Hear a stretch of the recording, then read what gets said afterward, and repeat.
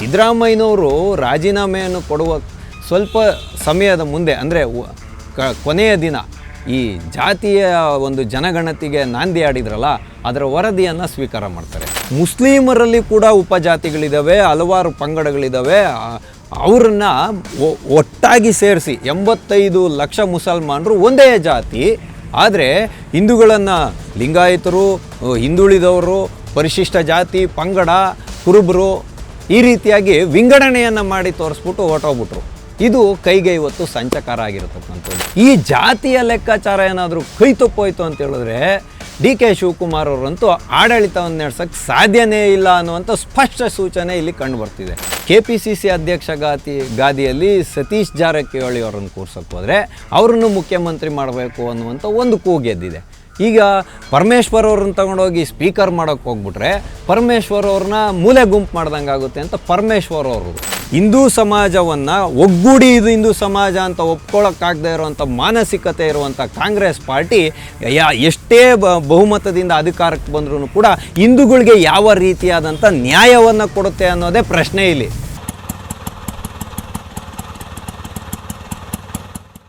TV ವಿಕ್ರಮದ ಸಮಸ್ತ ವೀಕ್ಷಕರಿಗೆ ಆಟೋವಾಲಾ ಕಾರ್ಯಕ್ರಮಕ್ಕೆ ಆತ್ಮೀಯವಾದ ಸ್ವಾಗತ. ನಾನು ನಿಮ್ಮ ಜಯಂತ್ ಪಾಂಡೆ. ಸ್ನೇಹಿತರೆ, ಆಟೋವಾಲಾ ಕಾರ್ಯಕ್ರಮಕ್ಕೆ ನಾವಿಂದು ಆಯ್ದುಕೊಂಡಂತಹ ವಿಷಯ ಜಾತಿಯ ಲೆಕ್ಕಾಚಾರ ಕೈಗೆ ಸಂಚಕಾರ. ಹೌದು ಸ್ನೇಹಿತರೆ, ನಾನಿವತ್ತು ಈ ರೀತಿಯಾಗಿ ಹೇಳ್ತಾ ಇರೋದಕ್ಕೆ ಒಂದು ಪ್ರಬಲವಾದ ಕಾರಣ ಉಂಟು. ನೋಡಿ, ಕರ್ನಾಟಕದಲ್ಲಿ ನಮ್ಮ ಕನ್ನಡಿಗರು ಏನು ಮಾಡಿದ್ವಿ ಅಂದರೆ ಕಾಂಗ್ರೆಸ್ ಆಡಳಿತಕ್ಕೆ ಬರಲಿ ಅನ್ನೋವಂಥ ದೃಷ್ಟಿಯಿಂದ 136 ಕ್ಷೇತ್ರಗಳಲ್ಲಿ ಭರ್ಜರಿಯ ಗೆಲುವನ್ನು ಕನ್ನಡಿಗರು ಕೊಟ್ವಿ. ಆದರೆ ಇದು ಯಾವ ರೀತಿಯಾದಂಥ ಪರಿಣಾಮವನ್ನು ಕಾಂಗ್ರೆಸ್ನ ಮೇಲೆ ಬೀರ್ತು ಅಂತ ಹೇಳಿದ್ರೆ, ಹೇಳಿ ಕೇಳಿ ಕಾಂಗ್ರೆಸ್ಸು 136 ಸೀಟ್ಗಳನ್ನು ಪಡ್ಕೊಂಡು ಚುನಾವಣೆಯಲ್ಲಿ ಗೆದ್ದ ಮೇಲೆ ಗೆಲುವಿನ ಹಮ್ಮಿನಲ್ಲಿ ಬೀಗುತ್ತಾ ನಮ್ಮನ್ನು ಇನ್ಯಾರು ಕೆಡವಕ್ಕೆ ಸಾಧ್ಯ ಇಲ್ಲ ಅನ್ನುವಂಥ ಮನಸ್ಥಿತಿಯಲ್ಲಿ ತಾನು ಮಾಡಿದ್ದೇ ಲೆಕ್ಕಾಚಾರ ಅನ್ನೋ ರೀತಿಯಲ್ಲಿ 3 ವರ್ಷಗಳ ಕಾಲ ಆಡಳಿತವನ್ನು ನಡೆಸ್ಬಿಡ್ತು. ಆದರೆ ಇವರಿಬ್ಬರದ್ದು ಏನೋ ಒಳ ಒಪ್ಪಂದ ಅಂತೆ, ಸಿದ್ದರಾಮಯ್ಯನವ್ರದ್ದು ಮತ್ತು DK ಶಿವಕುಮಾರ್ ಅವ್ರದ್ದು. ಅದಕ್ಕಿವಾಗ ಸುಗಮವಾಗಿ ಅಧಿಕಾರ ಹಸ್ತಾಂತರ ಆಗೋಗ್ಬಿಡ್ತಂತೆ. ಇವಾಗ ಕೊಟ್ಬಿಟ್ಟಿದ್ದಾರಂತೆ ಸಿದ್ದರಾಮಯ್ಯನವರು. ಅದನ್ನು ಇವಾಗ ಹೊಗಳ್ಕೊಂಡು ತಿರುಗಾಡ್ತಿದ್ದಾರೆ ಕಾಂಗ್ರೆಸ್ಸಿಗರು.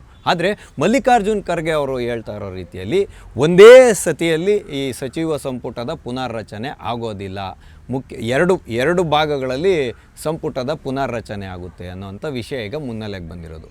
ಆದರೆ ವಿಷಯ ಅದಲ್ಲ ಸ್ನೇಹಿತರೆ. ಇಲ್ಲಿ ನಾವೆಲ್ಲರೂ ಅರ್ಥ ಮಾಡ್ಕೊಬೇಕಾಗಿರುವಂಥ ಒಂದು ಗಂಭೀರವಾದ ಸಮಸ್ಯೆಯನ್ನು ಇವತ್ತು ಕಾಂಗ್ರೆಸ್ ಎದುರಿಸ್ತಾ ಇರತಕ್ಕಂಥದ್ದು ಮೇಲ್ನೋಟಕ್ಕೆ ಕಂಡು ಬಂದಿದೆ. ಯಾಕೆ ಅಂತ ಹೇಳಿದ್ರೆ, ಸಿದ್ದರಾಮಯ್ಯನವರು ರಾಜೀನಾಮೆಯನ್ನು ಕೊಡುವ ಸ್ವಲ್ಪ ಸಮಯದ ಮುಂದೆ ಅಂದರೆ ಕೊನೆಯ ದಿನ ಈ ಜಾತಿಯ ಒಂದು ಜನಗಣತಿಗೆ ನಾಂದಿ ಆಡಿದ್ರಲ್ಲ, ಅದರ ವರದಿಯನ್ನು ಸ್ವೀಕಾರ ಮಾಡ್ತಾರೆ. ಅದರಲ್ಲಿ ಎಲ್ಲೂ ಕೂಡ ಸ್ಪಷ್ಟತೆ ಇಲ್ಲ. ಮುಸ್ಲಿಮರಲ್ಲಿ ಕೂಡ ಉಪಜಾತಿಗಳಿದ್ದಾವೆ, ಹಲವಾರು ಪಂಗಡಗಳಿದ್ದಾವೆ. ಅವರನ್ನು ಒಟ್ಟಾಗಿ ಸೇರಿಸಿ 85 ಲಕ್ಷ ಮುಸಲ್ಮಾನರು ಒಂದೇ ಜಾತಿ. ಆದರೆ ಹಿಂದೂಗಳನ್ನು ಲಿಂಗಾಯತರು, ಹಿಂದುಳಿದವರು, ಪರಿಶಿಷ್ಟ ಜಾತಿ, ಪಂಗಡ, ಕುರುಬರು ಈ ರೀತಿಯಾಗಿ ವಿಂಗಡಣೆಯನ್ನು ಮಾಡಿ ತೋರಿಸ್ಬಿಟ್ಟು ಹೊರಟೋಗ್ಬಿಟ್ರು. ಇದು ಕೈಗೆ ಇವತ್ತು ಸಂಚಕಾರ ಆಗಿರತಕ್ಕಂಥದ್ದು. ಹೇಳಿ ಕೇಳಿ ಹಿಂದೂ ಸಮಾಜವನ್ನು ಒಡೆಯುವಂಥ ಒಂದು ಕುಖ್ಯಾತಿಯನ್ನು ಹೊಂದಿರುವಂಥ ಸಿದ್ದರಾಮಯ್ಯನವ್ರು ಏನು ಮಾಡಿಬಿಟ್ರು ಅಂದರೆ, ದಲಿತರಲ್ಲೂ ಕೂಡ ಎಡಗೈ ಬಲಗೈ ಅನ್ನೋ ವಿಷಯನ ತಾರಕಕ್ಕೆ ತಂದು ಅದರಲ್ಲೂ ಕೂಡ ಒಳ ಮೀಸಲಾತಿಗಳನ್ನು ಸೃಷ್ಟಿಸಿದ್ದಲ್ಲದೆ OBCಯಲ್ಲಿ ಕೂಡ ಮೀಸಲಾತಿಗಳನ್ನು ಸೃಷ್ಟಿ ಮಾಡಿ ಅದಕ್ಕೆ ಅನುಗುಣವಾಗಿ ಸಚಿವರುಗಳನ್ನು ಮತ್ತು ಜವಾಬ್ದಾರಿಗಳನ್ನು ಕಾಂಗ್ರೆಸ್ ಪಾರ್ಟಿಯಲ್ಲಿ ಕೊಟ್ಟಿದ್ದರಿಂದ ನೋಡಿಬಿಟ್ಟು ಜಾತಿಯ ಪ್ರಮುಖ ನಾಯಕರೆಲ್ಲ ಇವತ್ತು ಕಾಂಗ್ರೆಸ್ನ ವಿರುದ್ಧ ಒಳಗೊಳಗೆ ತಿಕ್ಕಾಟವನ್ನು ನಡೆಸ್ತಾ ಇರ್ತಕ್ಕಂಥದ್ದು. ಈ ಜಾತಿಯ ಲೆಕ್ಕಾಚಾರ ಏನಾದರೂ ಕೈ ತಪ್ಪೋಯ್ತು ಅಂತ ಹೇಳಿದ್ರೆ DK ಶಿವಕುಮಾರ್ ಅವರಂತೂ ಆಡಳಿತವನ್ನು ನಡೆಸೋಕ್ಕೆ ಸಾಧ್ಯನೇ ಇಲ್ಲ ಅನ್ನುವಂಥ ಸ್ಪಷ್ಟ ಸೂಚನೆ ಇಲ್ಲಿ ಕಂಡು ಬರ್ತಿದೆ. ಇರ್ಬೋದು, ಸಂಖ್ಯಾಬಲ ಇರ್ಬೋದು ಕಾಂಗ್ರೆಸ್ ಪಾರ್ಟಿಗೆ. ಆದರೆ ಹಿಂದೂ ಸಮಾಜವನ್ನು ಒಟ್ಟಾಗಿ ಒಂದು ಹಿಂದೂಗಳು ಅಂತ ಹೇಳುವಂಥ ಮಾನಸಿಕತೆಯನ್ನು ಹೊಂದಿಲ್ಲದೆ ಇರತಕ್ಕಂಥ ಈ ರಾಷ್ಟ್ರೀಯ ಪಕ್ಷ ಹಿಂದೂ ಸಮಾಜವನ್ನು ಜಾತಿಯ ಹೆಸರಲ್ಲಿ ಹರಿದು ಹಂಚಿಕೆ ಮಾಡಾಕ್ಬಿಟ್ಟಿದ್ದಾರೆ. ಇವತ್ತು ಹರಿದಾಕ್ಬಿಟ್ಟಿದ್ದಾರೆ ಬಟ್ಟೆ ಥರ ಪೀಸ್ ಮಾಡಿ. ಹಾಗಾಗಿ ಈಗ ಸಚಿವ ಸ್ಥಾನಗಳಿಗೆ ಲಾಬಿ ಶುರುವಾಗಿದೆಯಲ್ಲ, ಇದು ಸಂಭವನೀಯವಾಗಿ ಇವತ್ತು 2 ಭಾಗಗಳಲ್ಲಿ ಸಂಪುಟವನ್ನು ರಚನೆ ಮಾಡುವಂಥ ಪ್ರಕ್ರಿಯೆಗೆ ಚಾಲನೆಯನ್ನು ಕೊಡುತ್ತೆ. ಮತ್ತು ಜಾತಿವಾರು ಉಪಮುಖ್ಯಮಂತ್ರಿಗಳನ್ನು ಮಾಡಬೇಕಾ ಮಾಡಬಾರ್ದಾ ಅಂತ ತೆರೆಮರೆಯಲ್ಲಿ ಇವತ್ತು ಚರ್ಚೆಗಳು ನಡೀತಿದೆ ಅಂತ. ಒಂದನ್ನೇನೋ ಯತೀಂದ್ರ ಅವ್ರಿಗೆ ಕೊಟ್ಬಿಟ್ರೆ ಕುರುಬ ಸಮುದಾಯವನ್ನು ಓಲೈಕೆ ಮಾಡ್ಬೋದು, ಸಿದ್ದರಾಮಯ್ಯನವ್ರನ್ನ ಓಲೈಕೆ ಮಾಡ್ಬೋದು. ಮತ್ತು ಇನ್ನೊಂದು SC/STಯಲ್ಲಿ ಯಾರಿಗಾದರೂ ಒಬ್ರಿಗೆ ಕೊಡಬೇಕಾಗುತ್ತೆ. ಪ್ರಿಯಾಂಕಾ ಖರ್ಗೆ ಅವರ ಹೆಸರು ಇವತ್ತು ಮುನ್ನೆಲೆಗೆ ಬಂದಿದೆ. ಪ್ರಿಯಾಂಕಾ ಖರ್ಗೆ ಅವ್ರಿಗೆ ಕೊಟ್ಟರೆ ಪರಮೇಶ್ವರ್ ಅವ್ರಿಗೆ ಮೋಸ ಮಾಡ್ದಂಗೆ ಆಗಲ್ವಾ? ಮತ್ತು ಇವರು ಬಲಗೈ ಆದರೆ ಎಡಗೈಯಲ್ಲಿರೋರು ಯಾರು ದಲಿತರಲ್ವಾ, ಪರಿಶಿಷ್ಟ ಜಾತಿ ಅಲ್ವಾ, ಪರಿಶಿಷ್ಟ ಪಂಗಡ ಅಲ್ವಾ ಅನ್ನೋಂಥ ಒಂದು ವಿಚಾರ ಬರುತ್ತೆ. ಮತ್ತು ಅಲ್ಪಸಂಖ್ಯಾತರಲ್ಲಿ ಕೊಟ್ಬಿಟ್ರೆ ಕ್ಷೇತ್ರವಾರು ಪ್ರಾಂತ್ಯವಾರು ಅಂತ ಹೇಳ್ತಾರೆ. ಅಂದರೆ ಇವಾಗ ಬೆಂಗಳೂರಲ್ಲಿರೋವಂಥ ಒಬ್ಬ ಯಾರಾದರೂ ಮುಸಲ್ಮಾನ್ ನಾಯಕನ DCM ಮಾಡಿಬಿಟ್ರೆ ಕರ್ನಾಟಕ ರಾಜ್ಯದಾದ್ಯಂತ ಹೆಂಗೆ, ಯಾರು ಮುಸಲ್ಮಾನ್ ನಾಯಕರು ಬೇರೆಯವರೇ ಇಲ್ವಾ? ಈ ರೀತಿಯಾದಂಥ ಜಾತಿಯ ಸಮೀಕರಣದಿಂದ ಇವತ್ತು ಕಾಂಗ್ರೆಸ್ಸು ಕಂಗೆಟ್ಟೋಗಿದೆ. ಆದರೆ ಇವರು ಆಚೆನೂ ಹೇಳೋಕ್ಕಾಗಲ್ಲ, ಒಳಗಡೆನೂ ಇಟ್ಕೊಳಕ್ಕಾಗಲ್ಲ. ಬಿಸಿ ತುಪ್ಪ. ಯಾಕೆಂದರೆ ಅದೇ ಆಧಾರದ ಮೇಲೆ ಅಲ್ವಾ ನೀವು ಗೆದ್ದಿರೋದು. ಜಾತಿ ಹೆಸರಲ್ಲಿ ಹಿಂದೂಗಳನ್ನು ಒಡೆದಾಕಿ, ವೈಷಮ್ಯಗಳನ್ನು ದ್ವೇಷಗಳನ್ನು ಹುಟ್ಟಾಕಿ, ಮೀಸಲಾತಿಗಳ ವಿಷಯವನ್ನು ತೇಲ್ಬಿಟ್ಟು ಇವತ್ತು ನೀವು ಗೆದ್ದು ಅಧಿಕಾರದ ಚುಕ್ಕಾಣಿಯನ್ನು ಹಿಡ್ಕೊಂಡು, ಯಾಕೆ ನಾನು ಒಂದು ಪ್ರಶ್ನೆಯನ್ನು ಕೇಳಬೇಕು, ಅಧಿಕಾರದ ಚುಕ್ಕಾಣಿಯನ್ನು ಹಿಡ್ಕೊಂಡು ಜನಾನುರಾಗಿ ಆಡಳಿತ ನಡೆಸೋಕ್ಕೆ ಬರ್ದಿರ ಇವತ್ತು ನನಗೆ ಆ ಒಂದು ಮಂತ್ರಿ ಪದವಿ ಬೇಕು, ಈ ಒಂದು ಕುರ್ಚಿ ಬೇಕು ಅಂತ ಕಿತ್ತಾಡ್ತಾ ಇದ್ದೀರಲ್ಲ ನೀವು, ಯಾಕೆ ಶಾಸಕರಾಗಿ ಇದ್ಕೊಂಡು ಜನಸೇವೆ ಮಾಡೋಕ್ಕಾಗಲ್ವಾ ಅನ್ನೋಂಥ ಪ್ರಶ್ನೆನ ಕಾಂಗ್ರೆಸ್ಸಲ್ಲಿರೋ ಎಲ್ಲ ಶಾಸಕರು ಇಟ್ಕೊಬೇಕು. ಹೌದ್ರಿ, ಇಟ್ಕೊಬೇಕು. ಯಾಕೆಂದರೆ ನಿಮಗೆ ಕೊಟ್ಟಿರೋದು ಸುಭದ್ರವಾದ ಸರ್ಕಾರ, ಬಿದ್ದೋಗದೇ ಇರೋವಂಥ ಸರ್ಕಾರ. ಇದೊಂದು ಕಡೆ ಹೋದರೆ ಇವಾಗ KPCC ಅಧ್ಯಕ್ಷ ಗಾದಿ ಇದೆ. ಅಂದರೆ ಕಾಂಗ್ರೆಸ್ನಲ್ಲಿ ಜೈಪುರದಲ್ಲಿ ನಡೆದಂಥ ಒಂದು ನಿರ್ಣಯದ ಪ್ರಕಾರ ಒಬ್ಬ ಶಾಸಕನಿಗೆ ಒಂದೇ ಹುದ್ದೆ ಅನ್ನೋವಂಥ ನಿಯಮ ಇದೆ. ಆದರೆ ಅದನ್ನು ಜಾರಿಗೆ ತಗೊಂಬರೋಕ್ಕೆ ಕಾಂಗ್ರೆಸ್ ಆಗಲ್ಲ. ಅದನ್ನೇನನ್ನು ಜಾರಿಗೆ ತೊಗೊಂಬರೋಕ್ಕೆ ಹೋದರೆ ಜೇನುಗೂಡು ಕೈದಂಗಾಗಿ ಜೇನುನೊಣಗಳೆಲ್ಲ ಕಚ್ಚಿ ಕಾಂಗ್ರೆಸ್ನ ಹಸ್ತ ಏನಿದೆ ಅದು ರಕ್ತ ಖಚಿತವಾಗಿ ಹೋಗ್ಬಿಡುತ್ತೆ. ಬೊಬ್ಬೆಗಳು ಬಂದು ಒಡೆದೋಗಿ ರಕ್ತ ಸೋರಕ್ಕೆ ಸ್ಟಾರ್ಟ್ ಆಗುತ್ತೆ. ಹಾಗಾಗಿ ಇವಾಗ KPCC ಅಧ್ಯಕ್ಷ ಗಾದಿಗೆ DK ಶಿವಕುಮಾರ್ ಅವರು ರಿಸಿಗ್ನೇಷನ್ ಕೊಡಬೇಕು, ರಾಜೀನಾಮೆಯನ್ನು ಕೊಡಲೇಬೇಕು. ಸೊ ಯಾವಾಗ ಅಧಿಕಾರವನ್ನು ಸ್ವೀಕಾರ ಮಾಡಿದ ತಕ್ಷಣ, ಪ್ರಮಾಣ ವಚನ ಸ್ವೀಕಾರ ಮಾಡಿದ ತಕ್ಷಣ. ಆದರೆ KPCC ಅಧ್ಯಕ್ಷ ಗಾದಿಯಲ್ಲಿ ಸತೀಶ್ ಜಾರಕಿಹೊಳಿ ಅವರನ್ನು ಕೂರ್ಸೋಕ್ಕೆ ಹೋದರೆ ಅವ್ರನ್ನು ಮುಖ್ಯಮಂತ್ರಿ ಮಾಡಬೇಕು ಅನ್ನುವಂಥ ಒಂದು ಕೂಗೆದ್ದಿದೆ.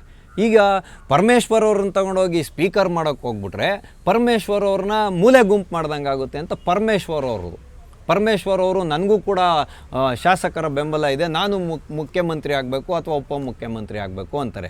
ಆದರೆ DK ಶಿವಕುಮಾರ್ ಅವರ ದೃಷ್ಟಿಕೋನದಿಂದ ನೋಡೋವಾಗ DK ಶಿವಕುಮಾರ್ ಅವರು ಒಬ್ಬರೇ ಮುಖ್ಯಮಂತ್ರಿ ಇರಬೇಕು, ಯಾವುದೇ DCMಗಳು ಇರಬಾರ್ದು ಅನ್ನುವಂಥ ನಿಲುವುಗಳನ್ನು ಹೊಂದಿದ್ದಾರೆ ಅಂತ ಇವತ್ತು ರಾಜಕೀಯ ವಲಯದಲ್ಲಿ ಚರ್ಚೆ ಶುರುವಾಗ್ತಾ ಇರೋದು. ಇದು ಯಾಕೆ ಅಂತ ಹೇಳೋದಾದರೆ, ಎಲ್ಲಿ DCM ಹುದ್ದೆಗಳನ್ನು ಸೃಷ್ಟಿ ಮಾಡ್ಕೊಂಬಿಟ್ರೆ ಹಿಂಬಾಗಿಲಿನಿಂದ ಸಿದ್ದರಾಮಯ್ಯನವ್ರು ಬಂದು ನನ್ನ ಜುಟ್ಟನ್ನು ಹಿಡ್ಕೊಂಡು ಅವರ ಹಣತಿ ಮೇಲೆ ಅಧಿಕಾರ ನಡೆಸ್ತಾರೆ ಅನ್ನೋದು ಸರಿಯಾದ ಊಹೆಯನ್ನು DK ಶಿವಕುಮಾರ್ ಅವರು ಮಾಡಿರೋದು.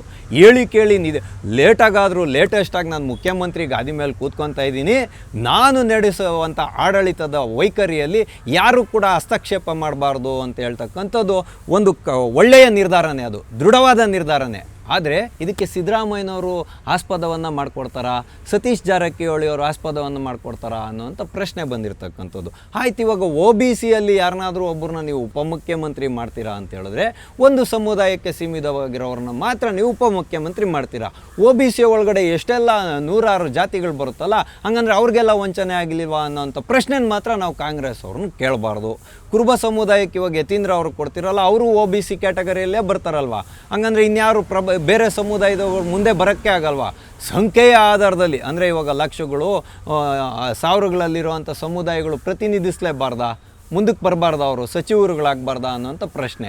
ಹಾಗಾಗಿ ಇವಾಗ 25 ಮತ್ತು 9 ಸೂತ್ರ ಅಂತ ಹೇಳ್ತಿದ್ದಾರೆ. ಅಂದರೆ 35-36 ಸಚಿವರಲ್ಲಿ 25 ಜನರು DK ಶಿವಕುಮಾರ್ಗೆ ಹೇಳ್ದಂಥವ್ರು ಅಥವಾ ಹೈಕಮಾಂಡ್ ಹೇಳ್ದಂಥವ್ರು, 9 ಜನ ಅಳಬರನ್ನು ಇಟ್ಕೊಂಡು ಇವರು ಇವಾಗ ಸರ್ಕಾರವನ್ನು ರಚನೆ ಮಾಡುವಂಥ ಒಂದು ಪ್ರಯತ್ನಕ್ಕೆ ಕೈ ಹಾಕ್ತಿದ್ದಾರೆ. ಆದರೆ ಈ ಎಲ್ಲ ಲೆಕ್ಕಾಚಾರಗಳ ಮಧ್ಯದಲ್ಲಿ ಇವತ್ತು ಹಿಂದೂಗಳನ್ನು ಜಾತಿಯ ಹೆಸರಲ್ಲಿ ಒಡೆದು ಚೂರು ಮಾಡಿರುವಂಥ ಕಾಂಗ್ರೆಸ್ ಪಾರ್ಟಿ ನೆನಪಿನಲ್ಲಿ ಇಟ್ಕೊಬೇಕಾಗಿರುವಂಥ ಒಂದು ಪ್ರಶ್ನೆ ಏನು ಅಂತ ಹೇಳಿದ್ರೆ, ನಿಮ್ಮ ಜಾತಿ ಲೆಕ್ಕಾಚಾರದ ಅಡಿಯಲ್ಲಿ ನೀವು ಅಧಿಕಾರವನ್ನು ಹಂಚಿಕೆ ಮಾಡಿದಾಗ ಯಾವುದಾದ್ರೂ ಒಂದು ಸಮುದಾಯ ಅತೃಪ್ತಿ ಆಗೇ ಆಗುತ್ತೆ. ಅವರೆಲ್ಲ ನಿಮ್ಮ ವಿರುದ್ಧ ತಿರುಗಿ ಬೀಳಲ್ವಾ, ನಿಮ್ಮ ವಿರುದ್ಧ ಮಸಲತ್ ಮಾಡಲ್ವಾ ಅನ್ನುವಂಥ ಪ್ರಶ್ನೆನ ಕಾಂಗ್ರೆಸ್ ಪಾರ್ಟಿ ಕಲ್ತ್ಕೊಬೇಕು.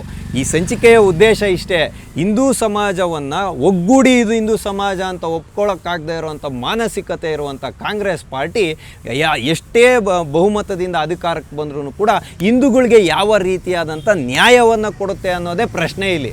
ಪ್ರಜಾತಂತ್ರ ವ್ಯವಸ್ಥೆಯಲ್ಲಿ ಸಂವಿಧಾನದ ಅಡಿಯಲ್ಲಿ ಎಲ್ಲ ಆಡಳಿತವು ನಡ್ಕೊಂಡು ಹೋಗುತ್ತೆ, ಅದರಲ್ಲಿ ಎರಡು ಮಾತಿಲ್ಲ. ಆದರೆ ಹಿಂದೂಗಳಿಗೆ, ಹಿಂದೂ ಸಮಾಜಕ್ಕೆ ನೀವೇನು ಮಾಡ್ತೀರಾ ಅನ್ನೋವಂಥದ್ದು ಪ್ರಶ್ನೆ ಇಲ್ಲಿ. ಅದಾದಮೇಲೆ ಇವಾಗ DCMಗಳ ಹುದ್ದೆಯನ್ನೇನಾದ್ರು ಸೃಷ್ಟಿ ಮಾಡಿಬಿಟ್ರೆ ನ್ಯಾಷನಲ್ ಅಡ್ವೈಸರಿ ಕೌನ್ಸಿಲ್ ಅಂತ ಮನಮೋಹನ್ ಸಿಂಗ್ ಅವ್ರ ತಲೆ ಮೇಲೆ ತೂಗತ್ತಿ ತೇಲ್ಬಿಟ್ಟಿತ್ತಲ್ಲ, ಆ ರೀತಿಯಾಗಿ ಏನಾದರೂ ಇಲ್ಲೊಂದು ಕಮಿಟಿಯನ್ನು ಮಾಡಿ DK ಶಿವಕುಮಾರ್ ಅವ್ರನ್ನ ನಿಯಂತ್ರಣದಲ್ಲಿಡುವಂಥ ಪ್ರಯತ್ನಕ್ಕೂ ಕೂಡ ಕಾಂಗ್ರೆಸ್ ಹೈಕಮಾಂಡು ಕೈ ಹಾಕುವಂಥ ಎಲ್ಲ ಸಂಭವವೂ ಕಾಣ್ತಾ ಇದೆ. ಇದಕ್ಕೇನಾದರೂ ಸಿದ್ದರಾಮಯ್ಯನವರು ಒಪ್ಕೊಂಡ್ರೆ, ಅಂದರೆ DCM ಹುದ್ದೆಗಳು ಬೇಡ ಅನ್ನೋದಕ್ಕೆ ಒಪ್ಕೊಂಡ್ರೆ, DK ಶಿವಕುಮಾರ್ ಅವರ ನೆತ್ತಿ ಮೇಲಿರುವಂಥ ಈ ಅಡ್ವೈಸರಿ ಕೌನ್ಸಿಲ್ ಅನ್ನೋದು ಇರುತ್ತಲ್ಲ, ರಾಷ್ಟ್ರೀಯ ಸಲಹಾ ಸಮಿತಿ ಅಂತ ಒಂದು ಮಾಡ್ಕೊಂಡಿದ್ರು, ಹಂಗೆ ಕರ್ನಾಟಕ ಕಾಂಗ್ರೆಸ್ ಸಲಹಾ ಸಮಿತಿ ಅಂತ ಏನಾರ ಮಾಡ್ಕೊಂಡ್ಬಿಡ್ತಾರ ಅನ್ನೋಂಥ ಅನುಮಾನ ಇವತ್ತು ವ್ಯಕ್ತ ಆಗ್ತಾ ಇರ್ತಕ್ಕಂಥದ್ದು. ಆ ತೂಗುಗತಿ DK ಶಿವಕುಮಾರ್ ಅವರ ನೆತ್ತಿ ಮೇಲೆ ತೂಗಬಾರ್ದು ಅಂದರೆ ಸಿದ್ದರಾಮಯ್ಯನವ್ರು ತಣ್ಣಗಾಗಬೇಕು. ಆದರೆ ಹೇಳಿ ಕೇಳಿ ನಮ್ಮ ಸಿದ್ದರಾಮಯ್ಯನವರು ತೊಡೆದವ್ರಲ್ವೇ, ವಿಧಾನಸೌಧದ ಬಾಗಿಲಿಗೆ ಓದ್ದವ್ರಲ್ವೇ, ಅವ್ರು ಅಷ್ಟು ಸುಲಭವಾಗಿ ಅಧಿಕಾರವನ್ನು ಕೊಟ್ಬಿಟ್ಟು ಹೋಗ್ಬಿಡ್ತಾರೆ ಅನ್ನುವಂಥ ಪ್ರಶ್ನೆ ನಮ್ಮನ್ನು ಕಾಡ್ತಾ ಇರೋದು. ಹಾಗಾಗಿ ಸಿದ್ದರಾಮಯ್ಯನವರೇ, ನಿಮ್ಮ ಪ್ರಯತ್ನ ಇದೆಯಲ್ಲ ಅದು ಪೊಲಿಸುತ್ತೆ. ಯಾಕೆ ಅಂತೇಳಿದ್ರೆ ನಿಮ್ಮ ಕಾಂಗ್ರೆಸ್ ಪಾರ್ಟಿ ಮತ ಬ್ಯಾಂಕು ಮತ್ತು ಜಾತಿ ರಾಜಕಾರಣದ ಮುಖಾಂತರನೇ ಅಧಿಕಾರವನ್ನು ಹಿಡಿಯೋದು. ಹಾಗಾಗಿ ನಿಮ್ಮ ಲೆಕ್ಕಾಚಾರ ಕರೆಕ್ಟಾಗಿದೆ. ಹಾಗಾಗಿ ಜಾತಿಯ ಲೆಕ್ಕಾಚಾರ ಎಲ್ಲೂ ಕೈ ತಪ್ಪದೇ ಇರೋಂಗೆ ಹಗಲು ರಾತ್ರಿ ತಪಸ್ಸನ್ನು ಮಾಡಿ ಜಾತಿಯ ಹೆಸರಲ್ಲಿ ಕರೆಕ್ಟಾಗಿ ನೀವು ಸಚಿವ ಸ್ಥಾನಗಳನ್ನು ಡಿವೈಡ್ ಮಾಡಿ ಕೊಡಿ, ಅಂದರೆ ಬೇರ್ಪಡಿಸಿ ಎಲ್ಲರಿಗೂ ಕೊಡಿ.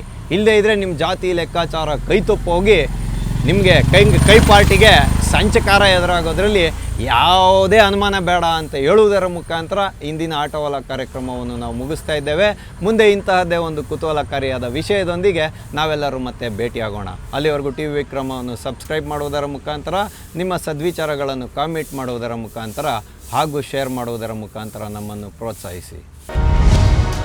TV ವಿಕ್ರಮ, ದೇಶ ನಿಮ್ಮ ಕೈಯಲ್ಲಿ. ಈ ಕಾರ್ಯಕ್ರಮ ನಿಮಗೆ ಇಷ್ಟ ಆಗಿದ್ದಲ್ಲಿ ಲೈಕ್, ಶೇರ್ ಹಾಗೂ ಕಮೆಂಟ್ ಮಾಡಿ. TV ವಿಕ್ರಮದ ಕಾರ್ಯಕ್ರಮಗಳನ್ನು ನಿರಂತರವಾಗಿ ವೀಕ್ಷಿಸಲು ಸಬ್ಸ್ಕ್ರೈಬ್ ಮಾಡಿ, ಬೆಲ್ ಐಕನ್ ಒತ್ತಿ.